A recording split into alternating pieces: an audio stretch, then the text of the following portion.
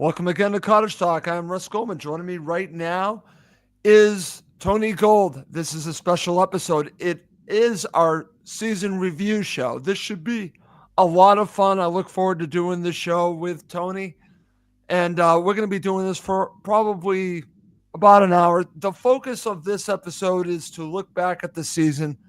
Obviously, we have a lot to talk about with the upcoming season. That will be in future episodes. This is just going to focus on what we've learned during this season. There have been good moments and there have been not so good moments, and we're going to cover it in this episode. I've also recently done an episode, season review, with the guys from the Hammersmith End. Please do check that out if you haven't already. But this will be our show where Tony and I will really break down what we've watched over the course of the season. We're going to go through in the second half of this episode match of the season, player of the season, the unsung hero of the season, goal of the season, and then, of course, other topics that come up as well, including moment of the season, which is a little bit different. This should be a lot of fun. Tony, it's been a while. How you doing? Yeah, very good. Thanks, Russ. Had a nice little break, and nice to be back and talking all things Fulham. Good evening, Chris. Nice to see you. Chris, it's always good to have you chime in with us. Let me just bring him in there. Thank you very much there, Chris. And like I said, this should be a very interesting show for us to go back and review.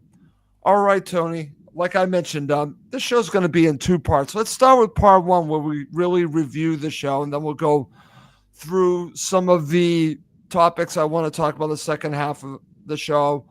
But let's start with Cottage Talk talking points for the season. And where I want to start with is something that I've talked to you about a great deal, and I think it really played itself out during the course of the season. Let's start out by talking about Fulham's season was like a box of chocolates. There have been a lot of signature victories, great moments, but then there have been disappointments.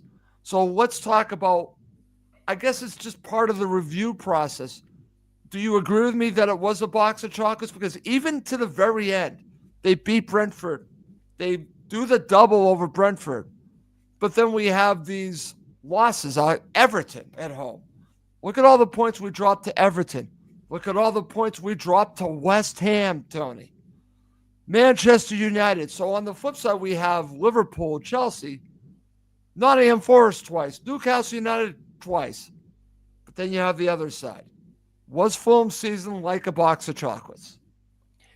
Yeah, absolutely, Russ. 100%. And I think that's the best way to sum it up, really. It's a good analogy in terms of the fact that, look, now that the season's over, now that we can all take a step back from it and sort of, look back objectively in terms of, everything, I think everyone would agree that, finishing 11th in the Premier League is not a bad, return for a mediocre small team like us at Fulham. And we would take that. We will take that all day long. I think where the frustration crept in is that it was like a carrot was being dangled just after Christmas, and it was constantly, there but out of reach, and we couldn't quite get to it. And like you said, we've had some great moments this season, some really good moments this season. We've had some mediocre moments, and we've actually had some really poor moments. And I think, the key to all of it next season is finding a consistency, a level of consistency that allows us to have less bad moments, less mediocre moments, and more good moments in order for us to sort of push on from 11th and really be challenging for a European spot. Because ultimately, that's what we want. That's what this club wants. That's what Marco Silva wants. That's what the players want. But now that it's all over, done and dusted, I'm sure that he'll sit down with his coaching staff and they will analyse everything. Marco Silva will know better than anyone where he needs to strengthen, the areas that he needs to bring in, and it's finding the players that can come in and, as I say, offer that consistency. Okay, I'm just going to share comments. If you are watching live, feel free to share some comments with us, and I'll share them during the show. Failing disappointment of the season, our zonal marking from set pieces. And again, we're going to go through some of that in our Cottage Talk talking points. We're going to have some good talking points. We'll have some bad talking points, but that's Yeah, that's a part good of. point, Benjamin, and that is definitely something that needs to be addressed. 100%. Totally agree. Totally agree. All right. So that gets us going, talking about the box of chocolate season. But let's move on, Tony. Let's talk about another talking point that I think is valid. It's something that we've talked about a lot. And I think it's part of the journey of this season. Dropping points from winning position was a huge factor in the season, Tony. Well, look, it's there in black and white, Russ. 28 points, was it? That's 28 points. And even if you take half of those points and add them onto our final tally, we're in Europe. So, yes, that was a major factor, if not the biggest factor of all. And that goes down to the fact that we weren't organised and structured defensively well enough. We were hurt at set pieces at times, as Benjamin, alluded to there, Yep. and all of those things, unfortunately, culminate in games where we were comfortable or in good situations, and we've thrown it away because we've been a little bit too soft, not defensively organised, not well enough, and given away actually some really poor goals this season. Really poor. No, totally agree with that, Tony. And like I said, when we talk about in more detail on some of the other talking points, it's going to come out because we will talk about the defense. We'll talk about defensive midfielders, the two of them, as being factors in, again, the fact that Fulham ended 11th.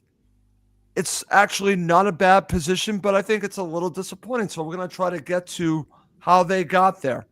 But let's flip the switch a little bit. What we've been talking about. Let's talk about a couple positives. Let's start with this positive because I want to talk a little bit about a positive. And I brought this to you. I think Rodrigo Muniz, with everything that happened at the beginning of the season, where he struggled to have any type of form, and it looked like, okay, this is who this guy is. It was a purple patch last season. He's not improving.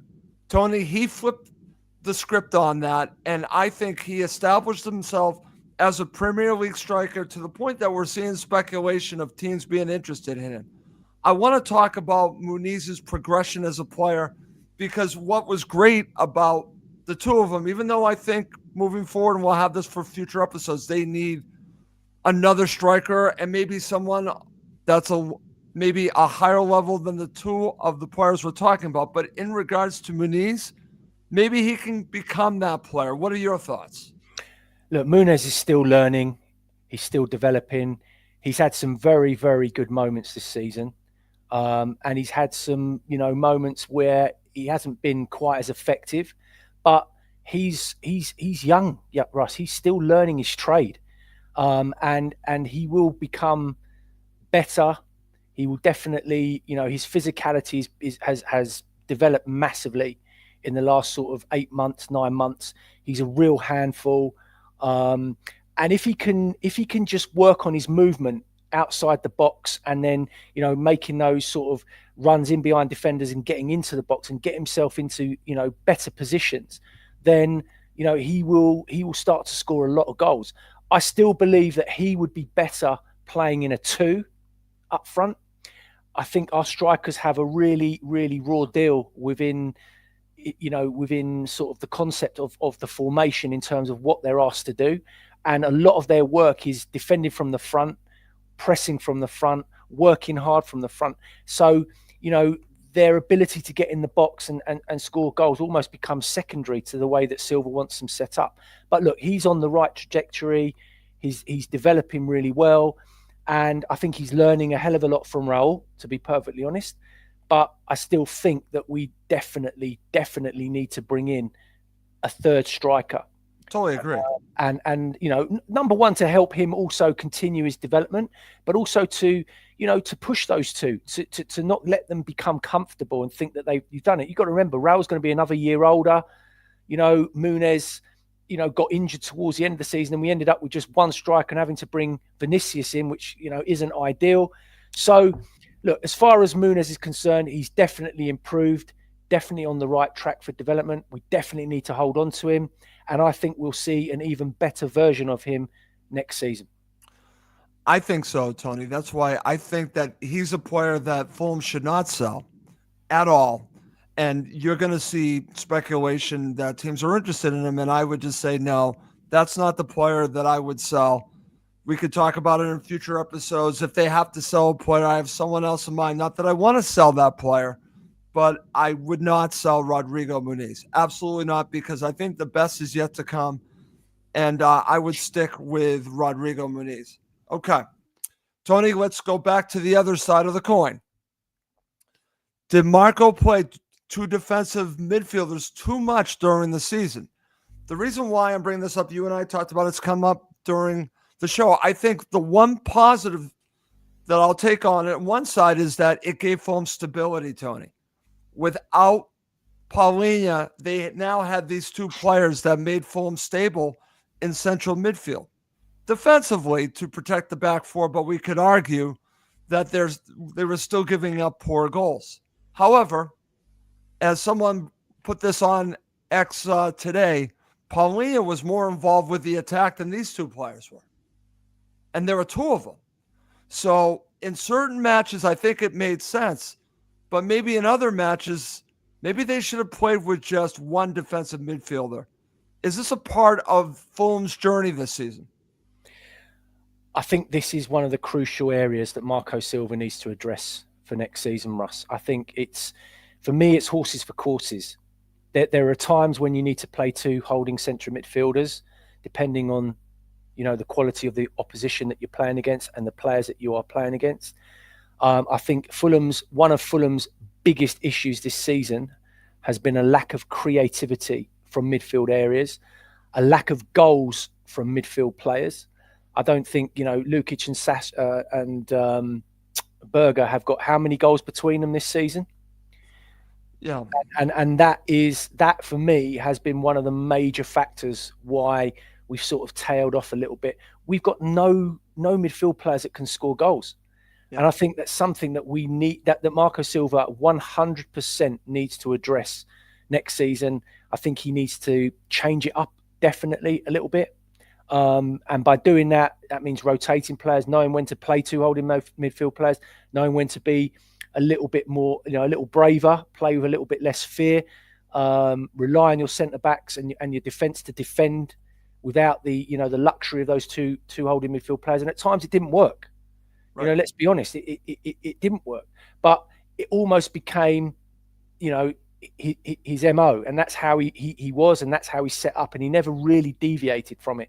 And you got to remember, at times he's playing Pereira in there, which was a complete waste of time. So, yes, I think he did play them too much during the season, and I think that is one of the reasons why, we ended up tailing off and didn't end up really pushing for that European spot, because we lack that creativity in midfield. It's funny, Tony, because during the whole season, until you brought that up, did I really feel it? Then you actually brought it to the table and we talked about it. Like, this makes a lot of sense, because they were not getting anything going forward from these two players. Nothing, really. And they were getting themselves in some decent situations, but they did not do enough.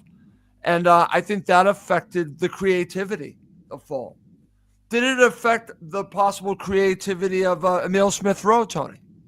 Well, I think that there was a big reliance on Emile Smith-Rowe to come in, hit the ground running, and score 10 goals plus from the area of the pitch that he patrols and he plays in.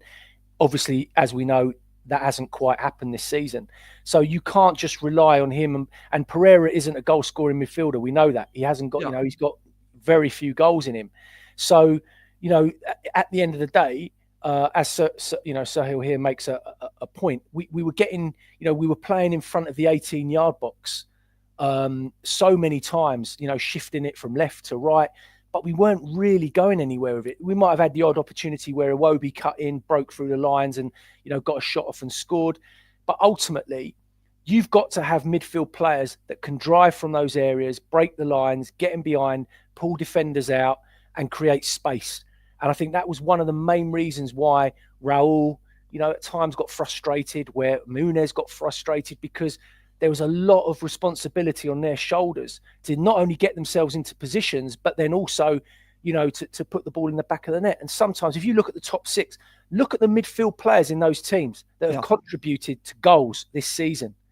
It's a massive, massive area, and it really is something that we have that Silva has to address. He has to bring in a creative midfield player that can score goals. I think it's a valid point, Tony, and I think that is stunted Fulham a little bit, because I've heard people come at me that you guys talk too much about the defense. And we're going to talk about that coming up shortly when we talk about the lack of clean sheets. But you also have to score more goals, and you have these creative players, but you also need something more coming from your central midfield. And maybe playing both of them together just was too much at times against opponents that they're better than, that they need to be taking the control of the game. Maybe they don't need two defensive midfielders, but they played them. And I think maybe, like I said, that's why I want to bring it up. I think maybe they did it just a little bit too much. What that tells me, Russ, is that Marco Silva doesn't trust his back four. Yeah, well, that's true. Trust his back four. And so, and I think, he did play it a little bit too safe at times, especially, at home in certain games. And there's two that I can, throw out there straight away. The FA Cup game against Crystal Palace, which ended up being a disaster. And there were others, and sometimes you have to, being at home, you have to be brave. You have to not have the fear of losing a football match. You have to go and win the game. And I think that's where Marco Silva, as a manager, that's something he needs to work on. I'd rather us lose a game trying to win it than lose a game sitting back trying not to lose it, if that makes sense. No, it totally does, Tony. And that's why I'm glad that we're having this discussion during a review. And listen, like I said, there's some good moments and some bad moments. That's why we started the show by calling it the box of chocolate season. I think you and I are in agreement on that. But I've also, with these talking points, trying to balance them out between issues and also some good things to look at. So we're talking about another issue here with potentially playing the two defensive midfielders too much during the season. I'm now going to give you what I'm going to call the surprise of the season. We're going to talk about players that would be up for unsung hero of the season. I think this is one of them. So I'm going to ask you this. How much of a surprise was Ryan Sessegnon's performance? Tony, they had nothing to lose by bringing him in. And I remember having this conversation with you early in the season when he was not playing. I remember him playing in the Carabao Cup, and I could just see he was not at full fitness yet. But once he started playing and we got to the second half of the season, I'm going to say it right now, he should be contending to start next season as a winger. That's where I would look at with Ryan Sessegnon. Could he potentially be a left back too? Yes. But I think this is a surprise, but I wouldn't say it's a huge surprise for me. What are your thoughts about Ryan Sessegnon? Fulham signing of the season. There you go. That's why I'm glad that we're talking about this. Fulham signing of the season, and we didn't pay a thing for him. So, look, ultimately, every Fulham fan knows what Ryan Sessegnon's on the back, what he's about. We saw enough of him in the Championship. We all know that he left the season too early. And, Tottenham, he had a torrid time down there for a whole host of reasons. Ultimately, there was no expectations on him coming back. No one sort of, stood there and said, right, this is what we expect. This is what we want to do. I think Ryan Sessegnon left us as a boy.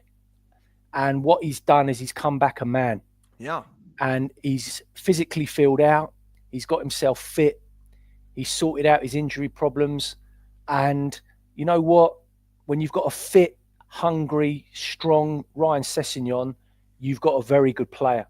And that's what we saw when he finally got his opportunity to come in. And boy, did he have an effect. And ultimately, he's now given Marco Silva a great headache because, like you said, if he starts or comes into next season the way that he's ended this season, then he's going to be very hard to keep out of the team. Russ is my opinion on it. So absolutely 100% great surprise in the fact that obviously he's got through without any injuries and he showed the qualities that we all knew that he had, but no surprise in the fact that, what, we all knew he was a good footballer. That's right. And what's great about the situation that Fulham have with Ryan Sessegnon, he hasn't even entered his prime years yet. So we have not seen the best of him. And, I know Chris is watching and probably hates that I'm going to bring this up, but the goal against Liverpool was just one of several this season. I think that every goal he scored was important. So he scored these goals that changed games. So he was massive in this season. The goal against Tottenham, the goal against Wolves. There were actually, like I said, there's not a huge amount of goals because he barely played in the first half of the season, but his impact was immense. And that's why I wanted to bring this up Yeah. as a talking point because I think it's important. Absolutely. And given where he has played within the team, he scored more goals than Pereira, Lukic, Berger, and that tells you everything you need to know about him as a player and his qualities. So, as I said, he's now got a whole preseason. Yeah. And he's only going to get better, Russ. He's That's only right. going to get better. So, yeah, I'm absolutely thrilled for him because he had a torrid time at Tottenham. He really did. Yeah, it was And, terrible. he could have ended up going anywhere, is the truth. But so pleased to have him back. So pleased to see him doing so well. And I think now he's really feeling the love from the fans, from the club. And I think he's here for the long haul now. I really do.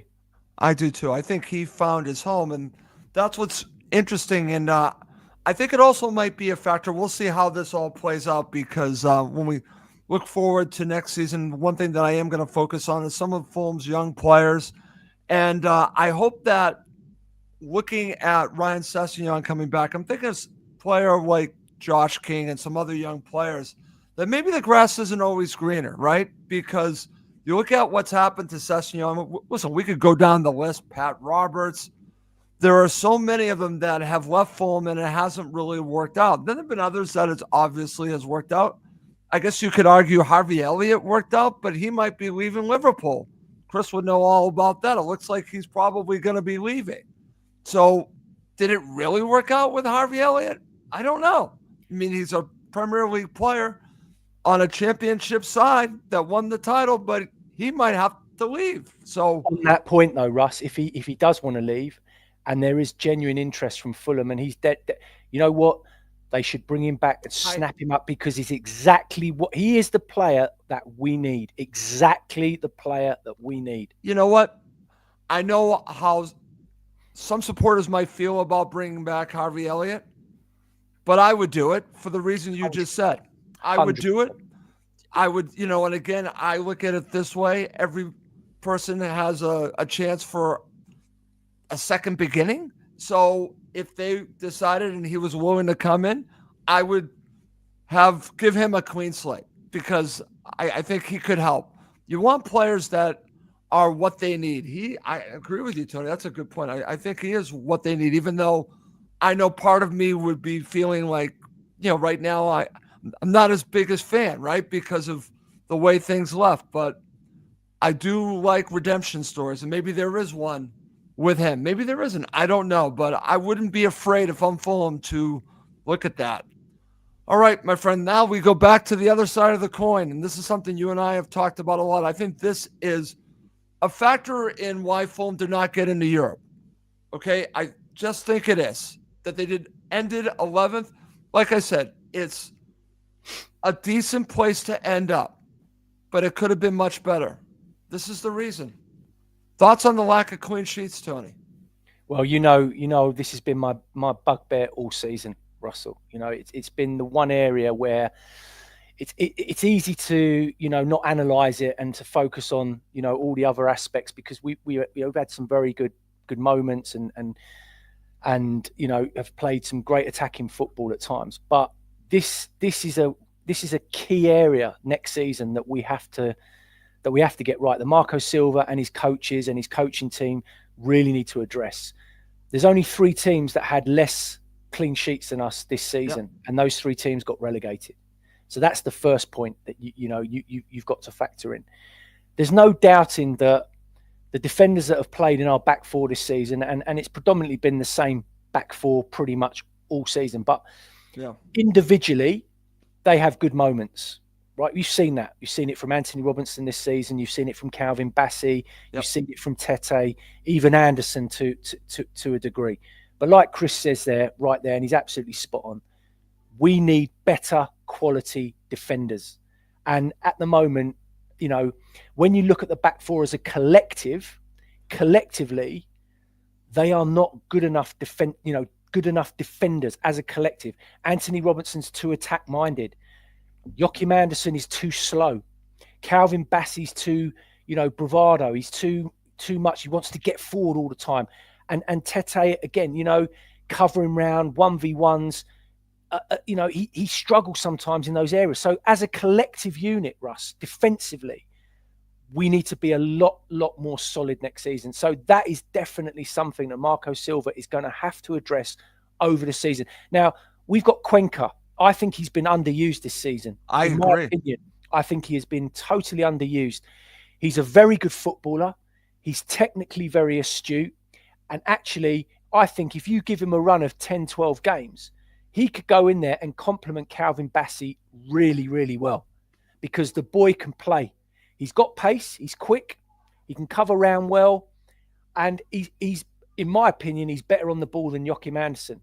So he's a player that I really think that we've underused and haven't really seen enough of. Do I think he's a long-term answer? I can't answer that. But I think we need to see more of him. 100%. I totally agree, Tony. And I've been sharing some comments, and it really is about. So Hill, I think, mentioned you can have good defenders, but they have to play well together. And they certainly have not played well enough as a unit. I also think that they need better than Joachim Anderson. That's just my opinion. I don't think he's good enough. I think they need a leader back there. I was talking about with the guys from the Hammersmith end. They don't have a leader back there. I thought it was going to be Anderson. It's not Anderson. So I think that is an issue that they're going to have to think about and address for the upcoming season. All right. Let's now go to another positive. Someone just brought up Leno. We're going right there, Tony, because he's a major positive, and I'm sure we're going to talk about when we talk about player of the season. He should be up there.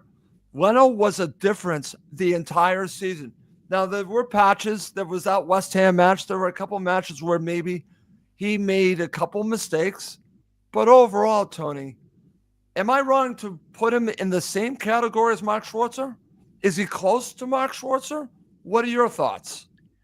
You know my thoughts, Russell. We are blessed to have, and he is a world-class goalkeeper. He is. End of story. Arsenal made a huge ricket, in my opinion, letting him go. Their loss, our gain, and you know what? He has been absolutely immense this season. People will look back on the mistake he made against Everton, the mistake against West Ham. Every goalkeeper in the Premier League this season has made a ricket, made a mistake, had a bad moment, and some have had much more than others. Leno has had maybe three, dodgy moments over an entire season. He has been absolutely outstanding, and we are so lucky to have him.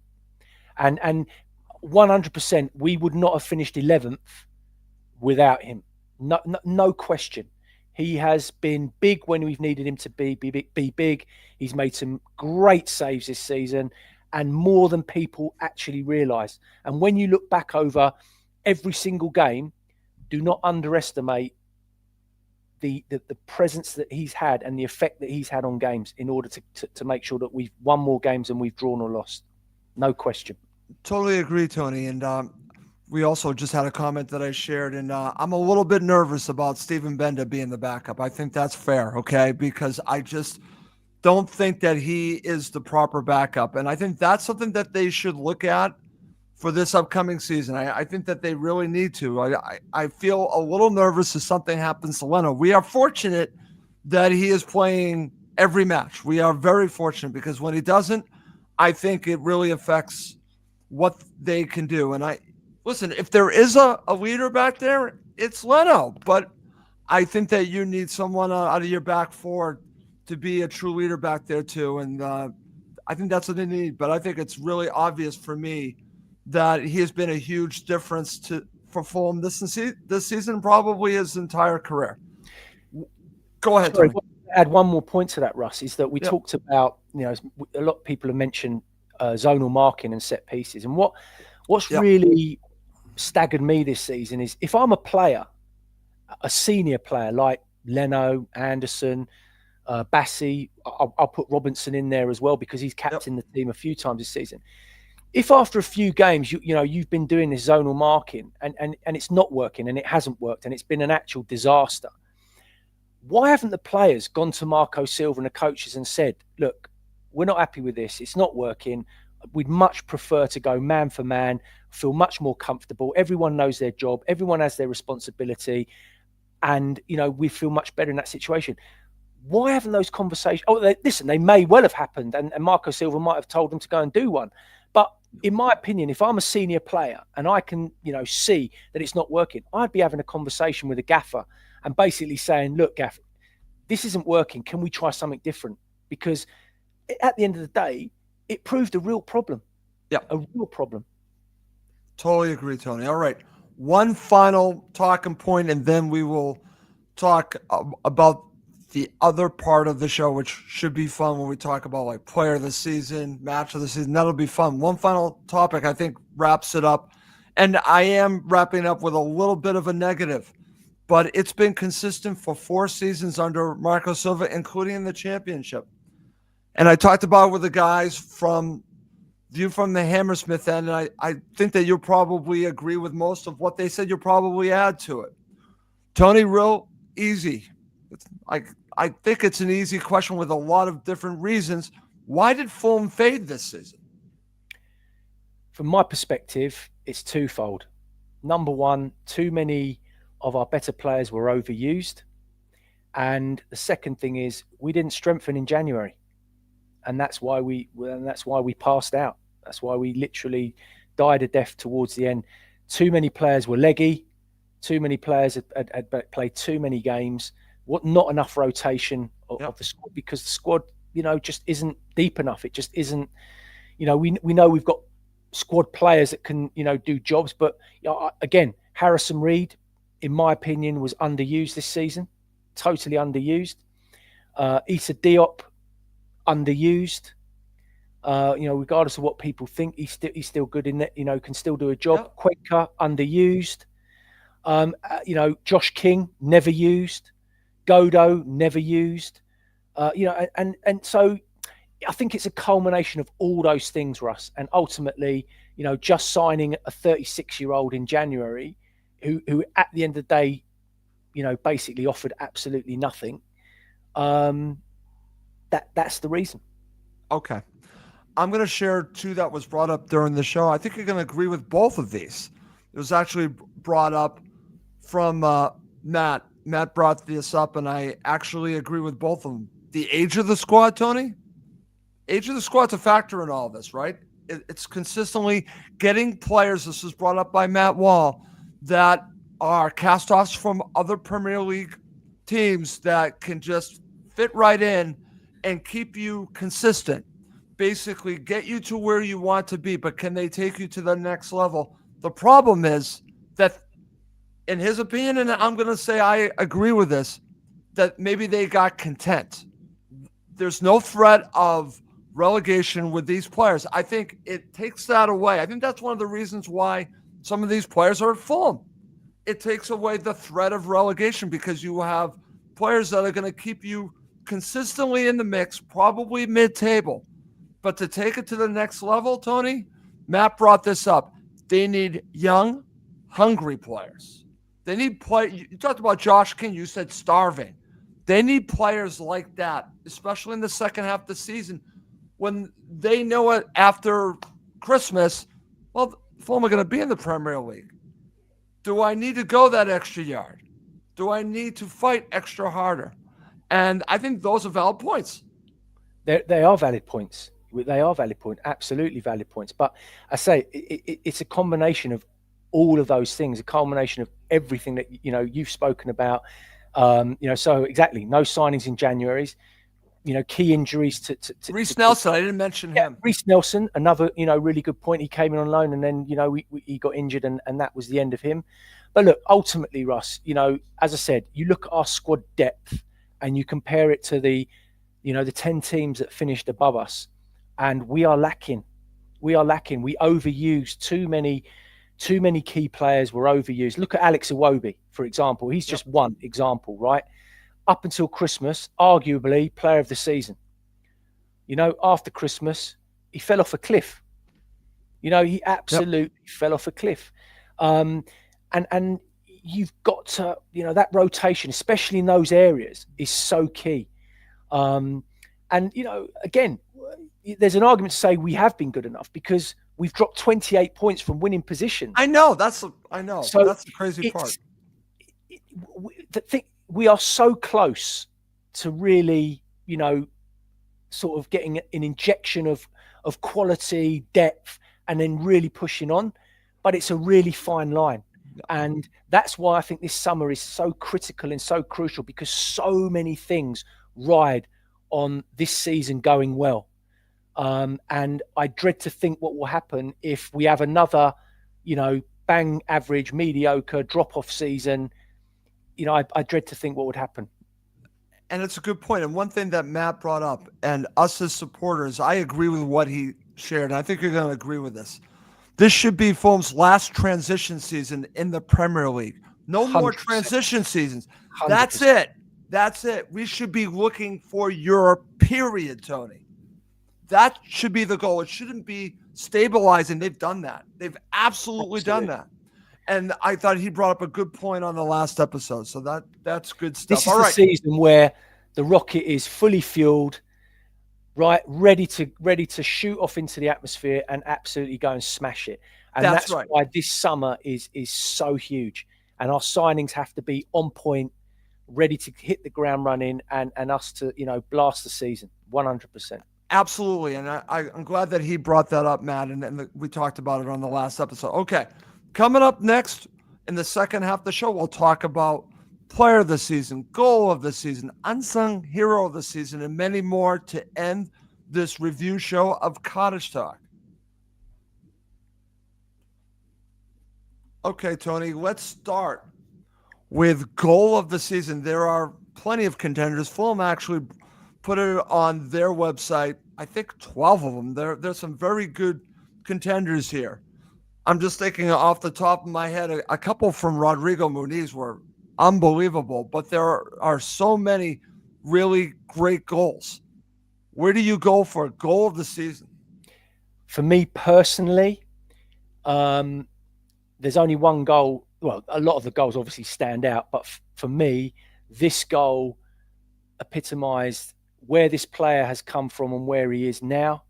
And obviously the opposition that we were playing against and the manner in which the goal he scored ended up being the winning goal, and against a side that's only lost 4 games all season. And it has to be Muniz's goal against Liverpool at I home love that. That was in the actually one I 3-2 brought up. win. The touch, the turn, and the finish was world class, absolute world class. And for me, that's the reason why that, for me, is goal of the season.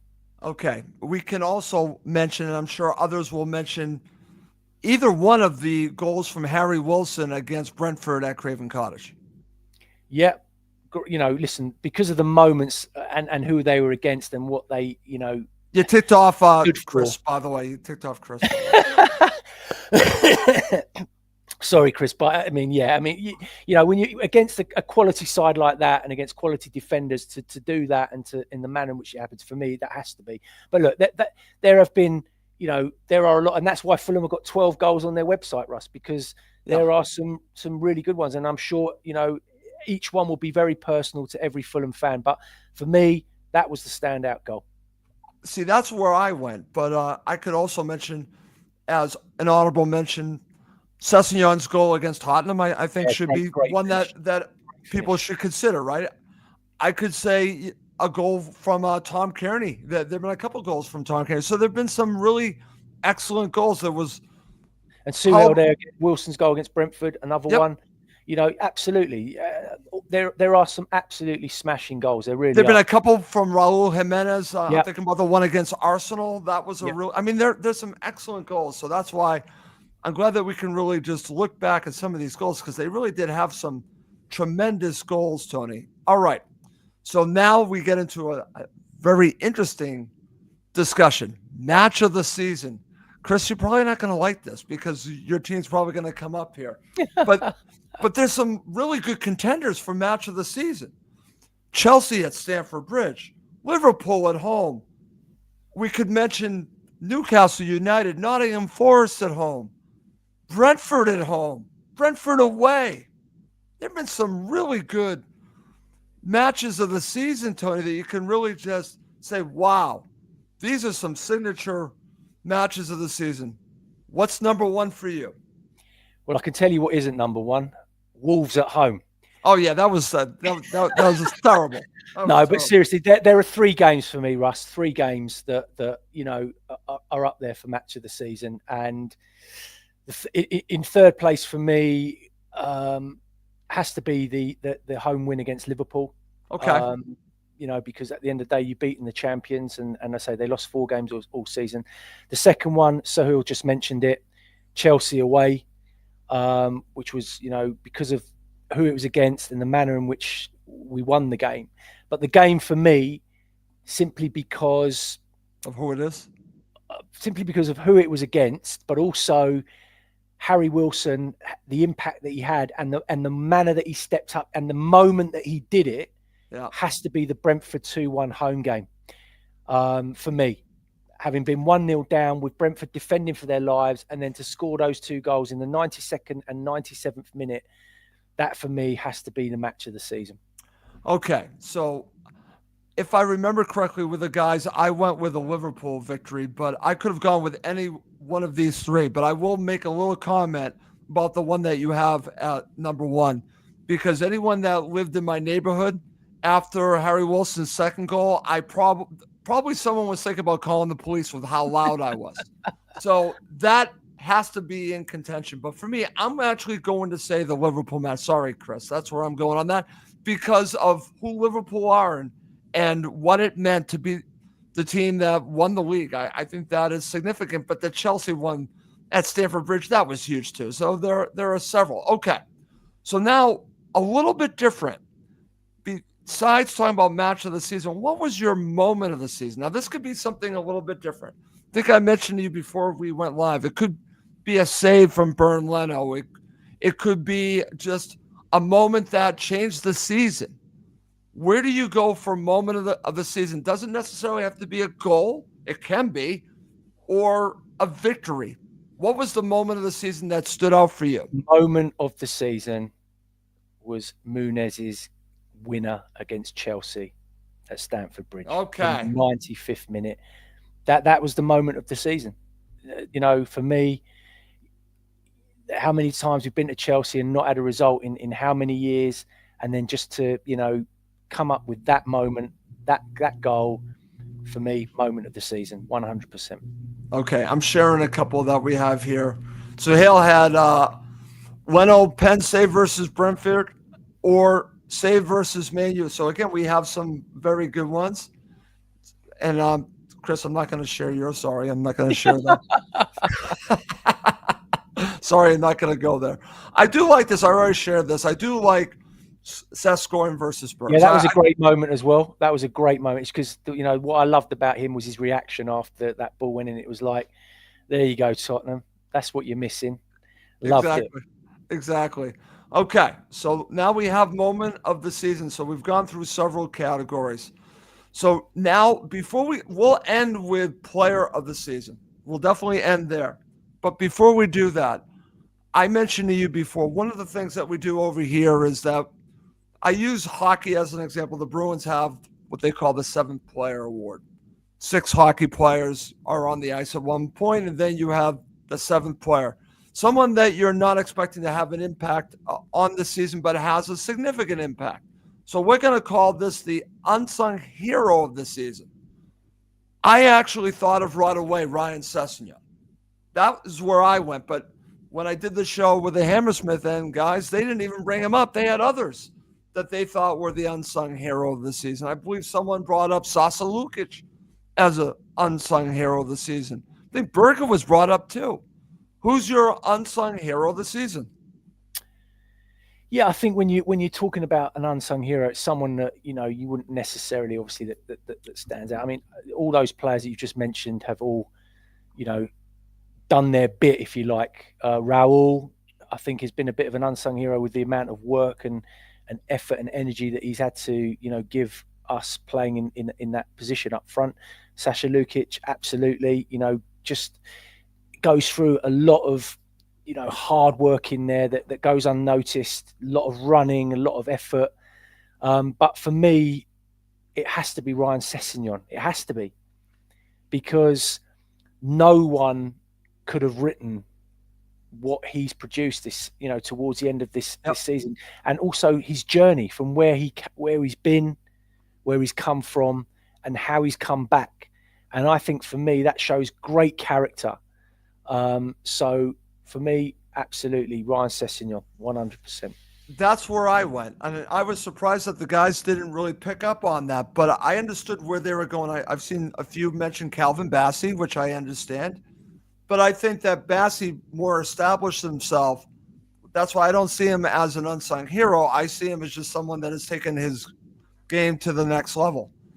But Berga and Lukic, I think, can be mentioned as well, because we weren't sure what we were going to get with actually Berga. You and I have talked about that. Lukic upped his game too. But when you're talking about getting something where you're really not expecting someone who's making a difference, that's why I went with Sessegnon. I think that to me is the one that really stands out, Ryan Sessegnon. So, but again, like I said, we've got people mentioning other names. Ben says here, unsung hero, I would say Raul Lukic. And I understand that too, because they stepped up where maybe we weren't expecting it. So that does make them unsung heroes. So some very good shots here from the Fulham supporters. And thank you, everyone, for commenting. All right, Tony. It's time to end with player of the season. This is an interesting one, because I'm going to say this right now. If I was to talk about just the first half of the season, for me, it was a slam dunk. It would have been Alex Iwobi, but he tailed off. It's not Alex Iwobi for me. Who is it for you? I'll go to you first. Very kind of you. This is going to this is going to divide opinion, but look, I mean, there have been some great players individually this season who have all contributed and played their part. But for me, there's three that I narrowed it down to in the end, based on, and remember, it's not just about, it's everything. It's absolutely everything. It's the whole package. My third is Raul, because I think that not only is the goals that he scored this season, it's, as I say, he's got the hardest job in the team. The hardest job, by any stretch of imagination. He has to work so hard, whether it's him or Munez up there. They are covering a lot of ground, doing a lot of donkey work, and really, really, their work ethic is absolutely fantastic. And I think his work ethic this season has been absolutely first class. Second, I'm going to give it to Calvin Bassey, because I do think that we have seen him develop, and like you said, Russell, he's taken his game to another level. I still think there's elements of his game defensively that he can improve on, but I don't think Anderson has helped him playing alongside him in that regard. But he has been a breath of fresh air in terms of his runs from defense and breaking out, carrying the ball, breaking lines, going into areas where you don't want your centre half going, but he's brave enough to go and do it, and he's done it really well. And he's actually been, he's made some really good tackles. He's positionally been relatively good all season, and I think he's been very, very consistent. When you're thinking about the 38 games, he hasn't really been below a 6.5, 6 this season. He's always been a 7 or an 8, roughly around that area. But for me, my player of the season has to be Bernd Leno. Okay. Has to be. Okay. And that's my player of the season. I'm going with Bernd Leno, because I don't think Fulham end the season 11th without him. And when you don't have that goalkeeper, you really feel it. You feel the difference. And he, how many points would you give Fulham by just having Leno? How many points? I would say you've got to. It's a minimum of at least 12, 13 that Okay. we've picked up, because of him. I would Because, say okay. 100%. But you know what? It's just, as I said, in most key moments this season, when he's had to be big and strong, and it's not just about being a good shot stopper. It's about stepping up and being big and making those saves, and he's done that. And Sahil made some great points and picked out some moments that he's had in games. The penalty save against Brentford was a big moment. Yep. Manchester United was a big moment, and there's been countless others. And I honestly believe without him, Russell, we would have definitely been 15th or lower, in my opinion.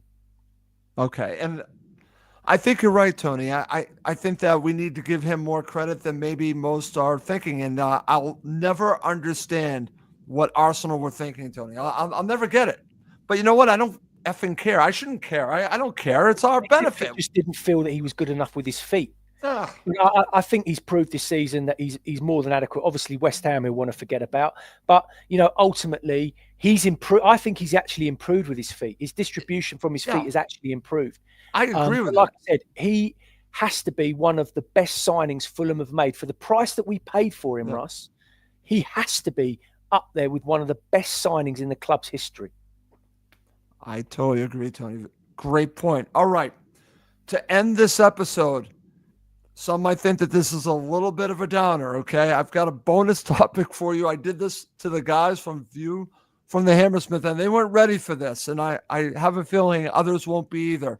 But we are going to be talking about this probably very soon on Cottage Talk. So we might as well talk about it now. Tony, here we go. Will Marco be the Fulham manager next season? Yes. Okay. I actually think he will too. I know we're seeing all this talk with Juventus. I've seen Inter. Obviously, you have the Tottenham situation, but I'm going to give you the reason why I think he's going to stay. I think he's going to stay because he has unfinished business.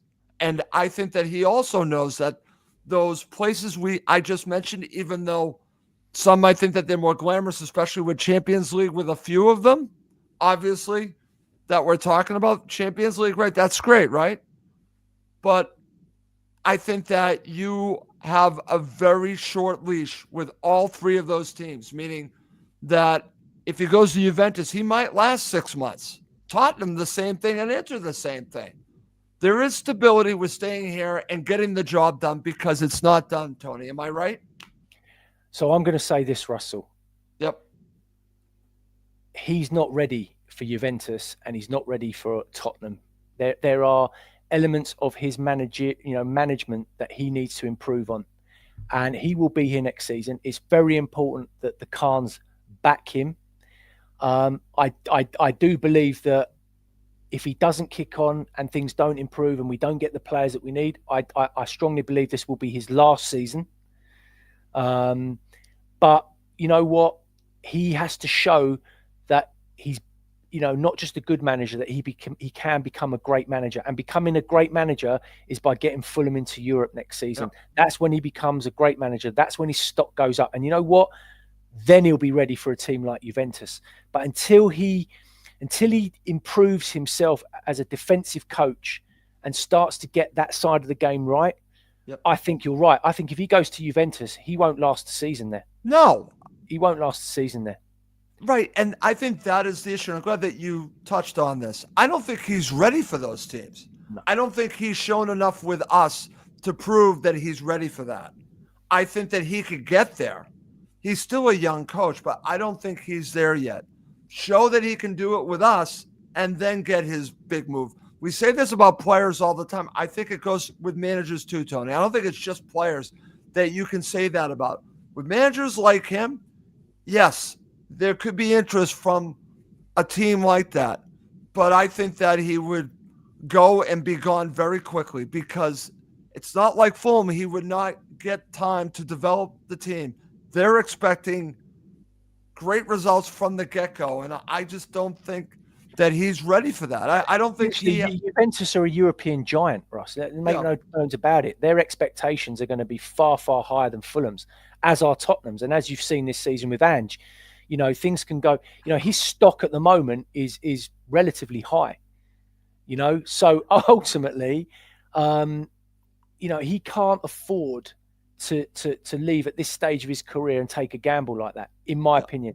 yeah, So I think he needs to. Hopefully, as we've spoken about, he's identified the players that he needs. yeah. We've got to get them through the door sooner rather than later. He's got to get the group together, and we've got to hit the ground running, Russell. It's as simple as that. We have to, because it could go the other way. It could go the other way. It absolutely could. I do have to share this. I know you've seen this tonight. I think this is funny. This is from our friend Sue Hill. My other prediction, I'll be on Cottage Talk with Tony Golden. It will be called The Rough and the Smooth. I love that. I love that. He's a legend, honestly. All right. Let's see. Well, Chris also shares. Look at Silva's jump from Watford to Everton. He was not ready for them, and he is not ready now. And Chris, I agree with you on that. I think that was a big jump, going from Watford to Everton, and Everton at that time was still on the ascendancy, going up. They are not the same team now, but I don't think he was ready for it, and I think it proved itself out. I think with us, he's still trying to get to the place where he'd be ready. I don't think he's ready, so I hope he stays, and I hope the Cons back him. All right, Tony, I do want to end this show. Great show. Thank you so much for joining me tonight. Pleasure. Thank you for having me. And it's great with all the comments and people. We got a ton of comments tonight. It's amazing. And this is what Fulham's all about, And at the end of the day, we're all on the same hymn sheet. We all want the best for the club and the best for the players and the best for Marco. And, we're all passionate about it. And it's a big summer for the club. Really, in my opinion, I think it's a really big summer. And we've just got to get behind, the decisions, the signings, and hopefully, as I say, chasing that European dream next season is all that's important now, really. I agree, Tony. Again, no more transition seasons. No. It's Europe. It needs to be Europe. So I'm going to be saying it again. I got my prediction wrong. I said 7th. It was 11th. I think people are going to get a good glimpse of what I might predict. But again, I need to see the team that they build first before I go back there. So anyways, great show, but it is time to wrap it up. For Tony Gold, I'm Russ Goldman. Thank you as always for watching and listening to Cottage Talk, part of the Talk Sport Fan Network.